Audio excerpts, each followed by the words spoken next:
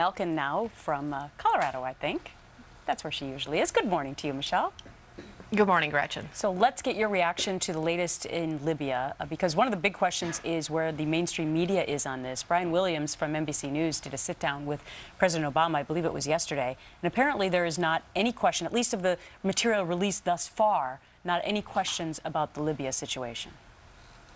Yeah, that's right. Well, I think with very few exceptions, the pose of most of mainstream journalism, and particularly the Washington press corps, is to cover their ears like this and close their eyes real tight and go, la, la, la, we can't hear you, when the American people are demanding answers, and particularly the families of those who were murdered in Benghazi.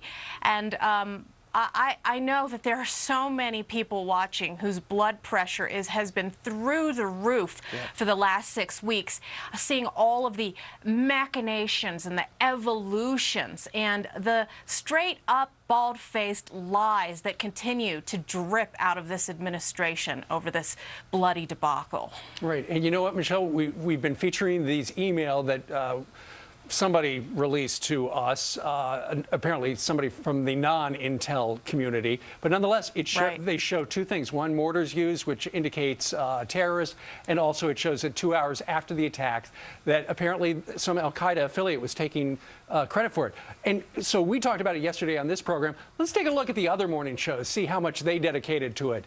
CBS This Morning did 52 seconds, Good Morning America 25 seconds, and the Today Show 0.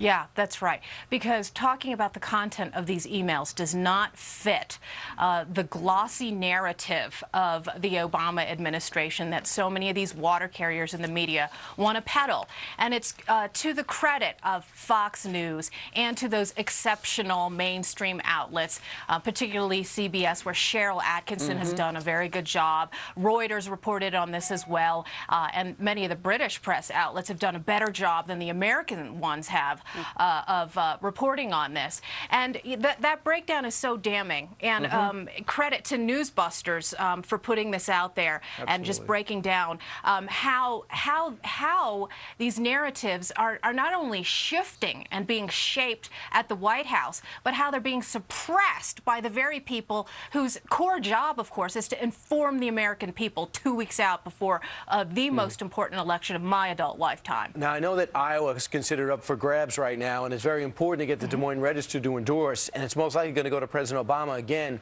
But there's this controversy. What's your take on the president saying, I gave my interview off the record? Mitt Romney said, I'll give it on the record, and you can record it, just don't do it on video. And they said, fine, they released it. And now the president says, go ahead and release it. And one of the revelations was about the economy. No regrets about focusing on health care while the economy struggled. Yeah. Well, let's first take a look at his behavior. And it tells us everything that we've already known about his lack of commitment to transparency. It wasn't until after the Des Moines editorial board blogged about it and called him out that he said, release the transcript. And, of course, what it showed was this arrogant, stubborn hubris about the first 100 days, the first couple of years of his administration, where he has clung to this notion that what he did, this bogus trillion-dollar stimulus that was rammed down the American people's throats, followed up by another ramming down of a massive intervention of government that did nothing to help people who were out of work, Obamacare. And he has absolutely no regrets, not only about the specific agenda items that he pursued, but the corrupt way in which he pursued them. I also had a problem, though, with the Des Moines Register in and of itself, that they would have a different protocol for Mitt Romney than they would for President Obama. I mean, if you're an editorial board, don't you want everything on the record so that the voters can hear for themselves? Even though you're going to make an endorsement, maybe the voters might not agree with you and want to hear from both of them? You would think, and I think it's not just Obama who should be embarrassed, it's this editorial board as well. But as I've been invoking many times over this campaign season, it's just another example of shocked face that they have these double standards. Michelle, something just crossed. I want to get your impression. For the second consecutive election cycle, former Secretary of State Colin Powell is going to go with President Obama. Are you surprised? Yeah, no, yeah. Shocked face again. I mean, my shocked face muscles are worn out.